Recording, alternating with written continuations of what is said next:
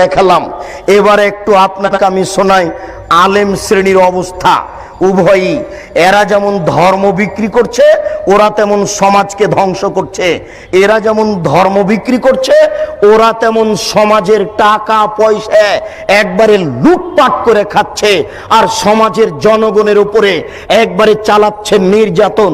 এখানে যদি আপনি 5 শতক জমি কিনেন, তাহলে প্রতি হাজারে এত টাকা ট্যাক্স দিতে হবে, কারেন্ট বিল দিতে হয়, পানি বিল দিতে হয়, আপনার ওই গ্যাস বিল দিতে হয়, আপনার ওই বাড়ির ট্যাক্স দিতে হয়, জমির খাজনা দিতে হয়, জমি কিনলে টাকা দিতে হয়, আর 2000 টাকা কারেন্ট বিল, 200 টাকা কারেন্ট বিল, 2000 টাকা হলো। প্রত্যেকটা জায়গাতে আপনি দেখতে পাবেন নির্যাতন আর নির্যাতন, নির্যাতন আর নির্যাতন। এটা হচ্ছে সামাজিক নেতাদের নির্যাতন, আর তাদের সামাজিক কাজ সব জাহেলিয়াতে পরিপূর্ণ। তাদের সামাজিক কাজ জাহেলিয়াতে পরিপূর্ণ। অনেক দিন আগে থেকেই জাহেলিয়াত শুরু হয়েছে ভারত, বাংলাদেশ, পাকিস্তানের মাটিতে। নইলে 20,000 লোক 22 বছর ধরে একটা কবর বানালো, 20,000 লোক 22 বছর ধরে একটা কবর বানালো। ও বাদশাহ শাহজাহান, আপনার বাপের টাকা 8 কোটি টাকা দিয়ে আপনি আগ্রার তাজমহল বানালেন। সেই কালে 8 কোটি টাকা দিয়ে সারা বাংলাদেশ, ভারত, পাকিস্তানের প্রত্যেকটা জেলাতে একটা ইসলামী বিশ্ববিদ্যালয় করা যেত। টাকা কার? কে জবাব দিবে? লালন শাহ নামে সেতু হলো কেন? কুষ্টিয়ার পাকশি সেতু হবে, আমার টাকাও সেখানে আছে। লালন শাহ আবার কে? হিন্দু কি মুসলমান আমি নিজেই জানি না। কার নামে আমার সেতু হবে? মানে কারো বাপের টাকা নাকি? এটা আমার টাকা, নিজের বাপের টাকা দান করে লালন শাহ সেতু করতে হবে। সাবধান থাকুন ও বাদশাহ শাহজাহান, টাকার জবাব দিতে হবে। স্ত্রী মারা গেছে, কবর দিয়ে রেখে আসেন বেটা। 8 কোটি টাকা দিয়ে স্ত্রীর কবর মানান মানে 20,000 লোক 22 বছর কাজ করে। কি দেখাতে চাচ্ছেন আপনি? ভাবছেন কি? কয়দিন সময়? সেই দিন আর বেশি দেরি নেই, যেই দিন অক্ষরে অক্ষরে বুঝাতে হবে টাকা কার, এসব টাকা কার। আশ্চর্য! কেন হবে ব্যক্তির নামে বিমানবন্দর? কেন হবে ব্যক্তির নামে সেতু? কেন হবে এসব অন্যায় যেখানে সেখানে? এত ছবি মূর্তি রাস্তাঘাটে কেন হবে? আমি মূর্তি গড়তে এসেছি, আমি মূর্তি ভাঙতে আসি, আমি মূর্তি গড়তে আসিনি, আমি মূর্তি ভাঙতে এসেছি। আমি মুসলিম চির রণবীর, আমি মরণকে করি না ভয়। মরলে শহীদ, বাঁচলে গাজী, আমার উভয় সমান। আমার জেল যতটুকু, সেল ততটুকু, বাইরে যতটুকু, ভিতরে ততটুকু, জেলে যতটুকু, সেলে ততটুকু, বাহিরে যতটুকু, ভিতরে ততটুকু। আমি মুসলিম চির রণবীর, মরণকে করি না ভয়। আমি মাথায় করে মূর্তি রাস্তায় নিয়ে যেতে পারি না। তুমি কাপুরুষ, তুমি কাপুরুষের বাচ্চা। তোমার শরীরে পুজ আছে, তোমার শরীরে পুজ আছে, তোমার শরীরে রক্ত নেই। তোমার শরীরে যদি রক্ত থাকতো তাহলে এটা মুসলিম রক্ত, এটা হচ্ছে মুসলিম গোশত, এটা মুসলিম রক্ত, এটা মুসলিম গোশত, এটা হচ্ছে ইব্রাহিমের রক্ত। ইব্রাহিম আলাইহিস সালাম লাথি মেরে ছবি মূর্তি ভেঙে চৌচির করেছেন। আমার নবী মুহাম্মদ সাল্লাল্লাহু আলাইহি সাল্লাম লাঠি হাতে করে কাবা ঘরে ঢুকলেন, ঢুকে বলছেন জাল হক এসেছে সত্য, ওয়াজাহাকাল বাতিল চলে গেছে মিথ্যে, ইন্নাল বাতিলা নিশ্চয় মিথ্যে, কানা জাহুকা চিরদিন মিথ্যে। এই বলে লাথি মেরে সব বাপের ছবি মূর্তিকে ভেঙে চৌচির করে দিলেন। আর আপনি কাপুর সন্তান, মাস্টার ডিগ্রি পাস ছেলে, আপনি কি করে রাস্তাঘাটে মূর্তি তৈরি করলেন? আপনি কি করে ঢাকা বিশ্ববিদ্যালয়ের মাঠে, রাজশাহী বিশ্ববিদ্যালয়ের মাঠে, যেখানে সেখানে মূর্তি তৈরি করলেন? আপনার শরীরে রক্ত নয়, ওগুলো পুজ আছে, ওগুলো হাসপাতালে গিয়ে বের করে ফেলেন, ওগুলো দিয়ে লাভ হবে না। এই বিদ্যা দিয়ে লাভ হবে না। সামাজিক কুসংস্কারে একবারে সমাজ পরিপূর্ণ হয়ে আছে। সামাজিক কুসংস্কারে সমাজ একবারে পরিপূর্ণ হয়ে আছে। আশ্চর্য, সারা বাংলাদেশে রাস্তাঘাটে ল্যাংটা মেয়েকে সাজিয়ে দিয়ে লাকসাবান বিক্রি করা হচ্ছে। এটাই হচ্ছে জাহেলিয়াত। টিভিটা অন করলেই চলে আসে ল্যাংটা মেয়ে পাউডার বিক্রি করছে, এটাই হচ্ছে জাহেলিয়াত। টিভি অন করলে দেখা যায় নগ্ন মেয়ে চলে আসছে, দাঁতের মাজন বিক্রি করছে, এটাই হচ্ছে জাহেলিয়াত। আপনার এই টিনগুলিতে আছে ছবি মূর্তি গরুর, এটাই হচ্ছে জাহেলিয়াত। জায়নামাজে আছে কাবা ঘরের ছবি, এটাই হচ্ছে জাহেলিয়াত। মসজিদের মেহরাবের দুই দিকে লেখা, দুই দিকে আছে কাবা ঘরের টাইলস, এটাই হচ্ছে জাহেলিয়াত। মেহরাবের ডান দিকে আল্লাহ, বাম দিকে মোহাম্মদ, এটাই হচ্ছে জাহেলিয়াত।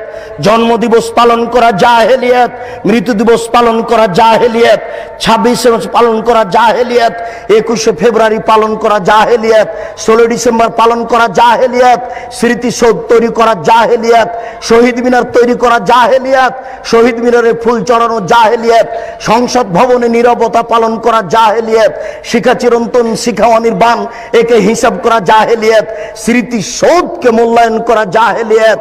শুনুন, 31st নাইট হচ্ছে জেনার রাইট। ঢাকা শহরে সেদিন জেনা হয়, এই 31st নাইট হচ্ছে জেনার রাইট। চিটাগাংয়ে জেনার রাইট, সারা বিশ্বের বড় বড় শহরে জেনার রাইট। এই জেনার রাইটকে মূল্যায়ন করা হচ্ছে জাহেলিয়াত। পহিলা বৈশাখ আমি কি হিন্দুর বাচ্চা? আমি তোকে কবর দিতে এসেছি, আমি আবার ওই ইলিশ মাছ রান্না করে নিয়ে পান্তা ভাত নিয়ে বট গাছের নিচে খাবো কেন? আমি কি অমুসলিম? আমি কি হিন্দুর ঘরে জন্ম নিয়েছি? একে মূল্যায়ন করা হচ্ছে জাহেলিয়াত। রাস্তাঘাটে ছবি মূর্তি তৈরি করা জাহেলিয়াত, একটা আর একটার নামে চালু করে দেওয়া জাহেলিয়াত।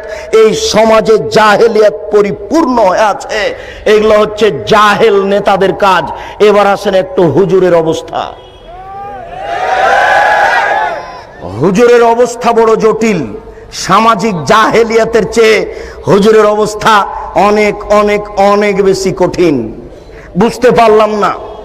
আমার রাজশাহী নওদাপাড়া মাদ্রাসার পাশে লেখা আছে, নওদাপাড়া মাদ্রাসার পাশে দুটো সাইনবোর্ড দেওয়া আছে যে ওরসে পাক আপনার ওই শাহচন্দ্রপুরী। সারা বাংলাদেশে যে ফেস্টন ব্যানার দেওয়া হয়েছে, এই সারা বাংলাদেশের ব্যানারের পিছনে কয়েক কোটি টাকা খরচ আছে। আপনাকে বুঝে নিতে হবে, এটাই ধর্মের নামে জাহেলিয়াত। সারা বাংলাদেশের মাটিতে যেখানে সেখানে লেখা আছে বিশ্ব আশেক রাসূল সম্মেলন। কে করলো? মনে হচ্ছে যে রাতে রাতে হয়ে গেছে। দেওয়াল লিখতে কয়েক কোটি টাকা খরচ আছে। এটাই হচ্ছে জাহেলিয়াত। আশ্চর্য, গতকালকে 11টার পরে আমি হাজিদের এক সম্মেলনে নাটোরে বক্তব্য দিচ্ছিলাম। সব হাজি প্রায় 250-300 হবে, 300 জন প্রায় হাজি হবে উপস্থিত। আমাকে কিভাবে তারা দাওয়াত দিল আমিও বুঝতে পারলাম না।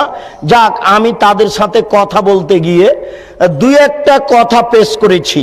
তার একটা কথা পেশ করেছি যে আমি 2007 সালে হজ সফরে গেছিলাম। তো আমি যখন ওই হাজি ক্যাম্পে ঢুকলাম, তখন দেখছি ওখানে সবাই অজু করে গোসল করে পোশাক পরে 2 রাকাত নামাজ পড়ছে। আমার খুব কাছের সাথী ভাই আমার এই মোশাররফ ভাই বেরায়।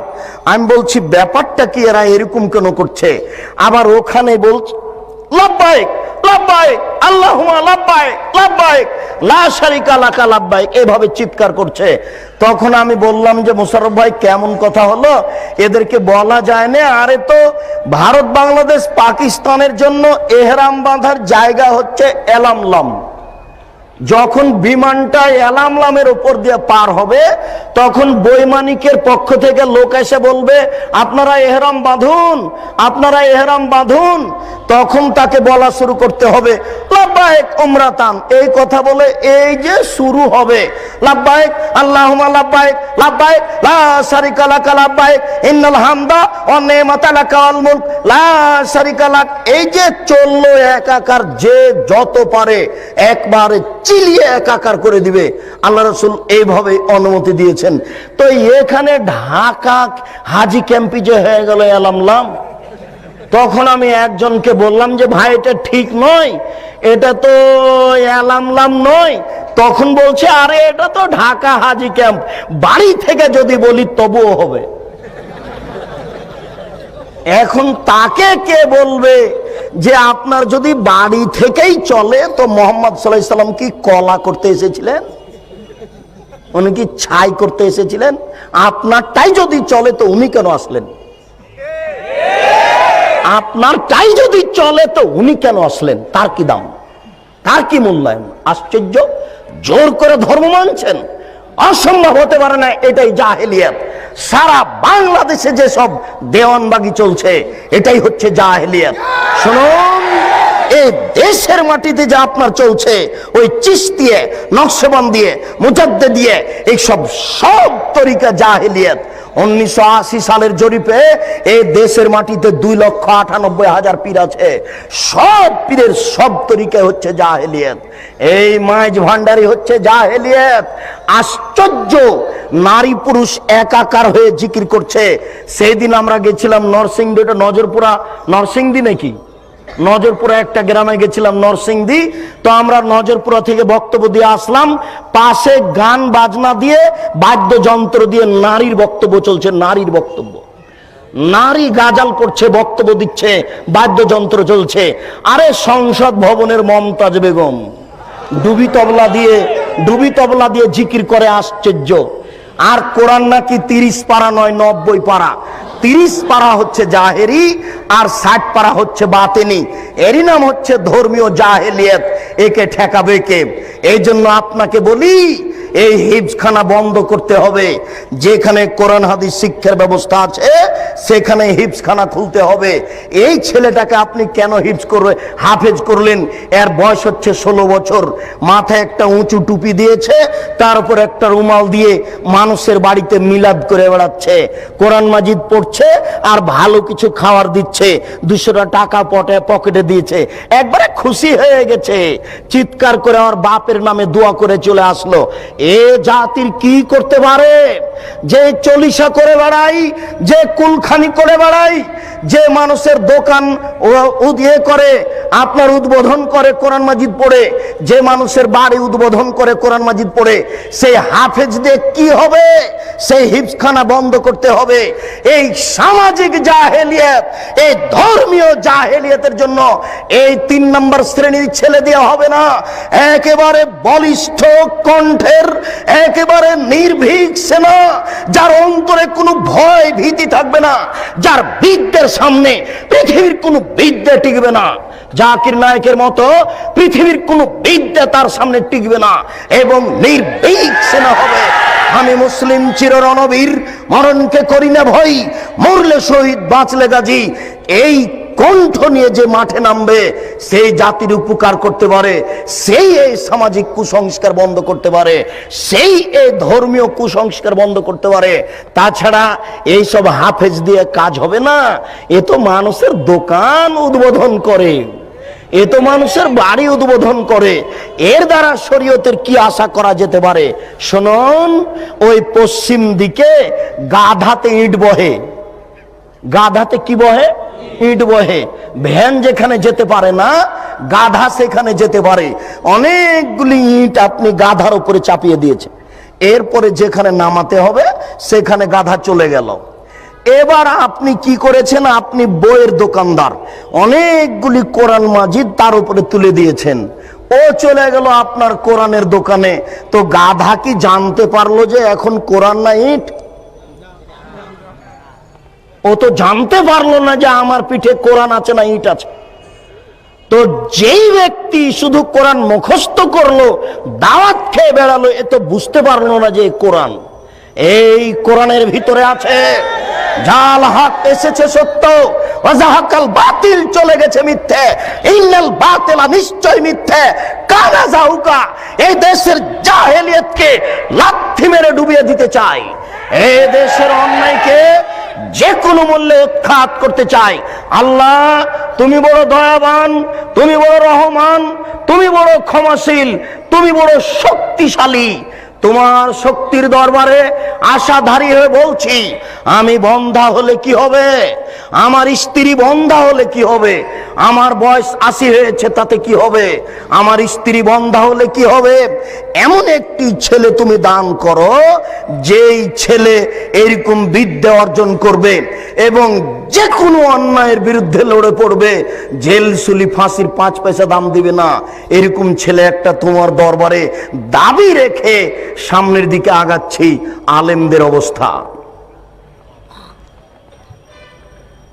আনাস রাদিয়াল্লাহু তাআলা আনহু বলেন, রাসূল সাল্লাল্লাহু আলাইহি ওয়াসাল্লাম বললেন, রাআইতু লাইলাতান উসরিয়া বি, আমি এক রাতে একদা আমি নিজেকে দেখলাম জিবরাইল আমাকে উপর দিকে নিয়ে চলে যাচ্ছেন। আমাদের নবী বলছেন, জিবরাইল একদা আমাকে উপর দিকে নিয়ে চলে যাচ্ছেন, যেতে যেতে দেখি অনেক মানুষ, তুকরাজো সাফাহুম বিমাকারিজা মিনান নার, যাদের ঠোঁট এবং জিহ্বাকে আগুনের কেঁচি দিয়ে কেটে দেওয়া হচ্ছে। আমি বললাম, জিবরাইল মান হাউলায়, এরা কারা? হায় হায়, যাদের ঠোঁট এবং জিহ্বাকে আগুনের কেঁচি দিয়ে কেটে দেওয়া হচ্ছে, এরা কারা? তখন জিবরাইল আলাইহিস সালাম বললেন, হাউলায়ে খুতবাউ মিন উম্মাতিক, এরা হচ্ছে আপনার উম্মতের বক্তা, যারা বক্তৃতা করে বেড়ায়, তাদের ঠোঁট এবং জিহ্বাকে আগুনের কেঁচি দিয়ে কেটে দেওয়া হচ্ছে। বারবার বলছে কোরআন শরীফ, অথচ কোরআন শরীফ হবে না, কি হবে? কোরআন মাজিদ। তাহলে বক্তা দিয়ে কি হতে পারে? কোরআন মাজিদের শেষে যে দোয়া আছে 1 পৃষ্ঠা, সেটাও মানুষ রচিত। তাহলে আলেম দিয়ে কি হতে পারে? কোরআন তেলাওয়াত শেষে সাদাকাল্লাহুল আজিম বললে এই আলেম দিয়ে কি হতে পারে? যে ব্যক্তি মানুষের মতামতকেই বলে চূড়ান্ত, সেই ব্যক্তি দিয়ে কি হতে পারে? আল্লাহ রাসূল বলছেন, আমি দুনিয়া থেকে চলে গেলাম, দুটি জিনিস রেখে গেলাম, কোরআন এবং আমার হাদিস। কি করে ব্যক্তির কথা এখানে আসতে পারে? বড় হুজুরের কথা কি করে আসতে পারে? পীর সাহেবের কথা কি করে আসতে পারে? বুজুর্গানের দিনের কথা কি করে আসতে পারে? পৃথিবীর কোনো মানুষের কথা গ্রহণীয় হবে না, শুধুমাত্র একজন মানুষের কথা গ্রহণীয় হবে, যার নাম মুহাম্মদ সাল্লাল্লাহু আলাইহি সাল্লাম। তিনি বলছেন, শোনো, লাউ কানা মূসা হাইয়ান, আজ যদি মূসা আলাইহিস সালাম জীবিত হন, পীর সাহেব তো দূরের কথা, বড় হুজুর তো দূরের কথা, বুজুর্গানে দিন তো দূরের কথা, এখন যদি মূসা আলাইহিস সালাম জীবিত হন, তারাক্তুমুনি, যদি তোমরা আমাকে ছেড়ে দাও, লাত্তাবাতুমুহু, আর তোমরা যদি মূসাকে গ্রহণ করো, তাহলে তোমরা লাসলালতুম, ভ্রান্ত হয়ে যাবে, তোমাদেরকে জাহান্নামে যেতে হবে। তোমার পীর সাহেব তো দূরের কথা, বুজুর্গানে দিন তো দূরের কথা, এখন যদি মূসা আলাইহিস সালাম জীবিত হন, মূসা, আর তোমরা যদি আমাকে ছেড়ে দিয়ে মূসাকে মানো, তাহলে তোমাদের সবাইকে জাহান্নামে যেতে হবে, কেউ টিকতে পারবে না।